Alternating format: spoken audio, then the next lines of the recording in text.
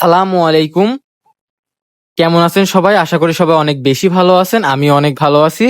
আমি আসছি আপনাদের মাঝে শাহরিয়ার ইসলাম বাঁধন। আজকে কুষ্টিয়া লালন মেলায়।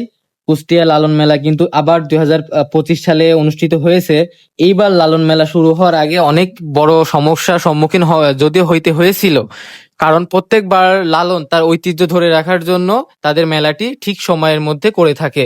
আর এইবার লালনের 135তম বার্ষিকী মেলা অনুষ্ঠিত হতে যাচ্ছে 17, 18, 19। এই 17, 18, 19 আজকে থেকে লালন মেলা অনুষ্ঠিত হবে।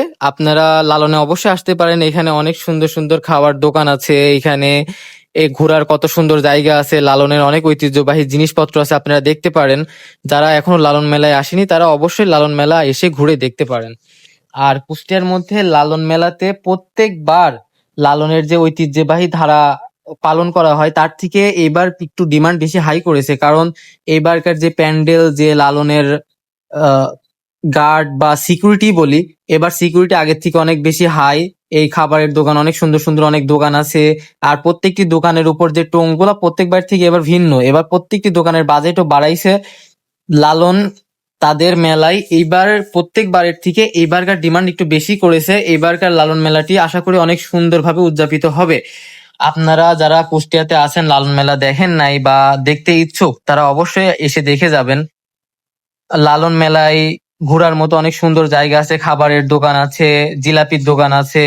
এখানকার মামারা অনেক সুন্দর করে জিলাপি বানাইতে পারে। আর মামাদের ব্যবহার আচার অনেক সুন্দর। এখানকার জিলাপি গুলোও বেশ সুন্দর। আপনারা যারা লালন মেলা আসতে চান অবশ্যই আসতে পারেন। কুষ্টিয়ার মধ্যে লালন মেলা পুরো বিশ্বে বিখ্যাত আছে। এইবার লালন মেলা যদিও স্বীকৃতি পাচ্ছিল না, তারপরেও তারা যেমনিই হোক লালনের ঐতিহ্য ধরে রাখার জন্য স্বীকৃতি যেমনি হোক নিয়েছে। অর্থাৎ এখানে অনেক আচারের দোকানও আছে। আপনারা যারা লালন মেলা এসে ঘুরতে যাচ্ছেন অবশ্যই আসবেন। আর সবাই আমার জন্য দোয়া করবেন। আমার ফেসবুক চ্যানেলটি সবাই ফলো দিয়ে যাবেন। আর ইউটিউবে আমার চ্যানেল আছে, এস এল বাঁধন গেমিং, সবাই সাবস্ক্রাইব করবেন। ধন্যবাদ।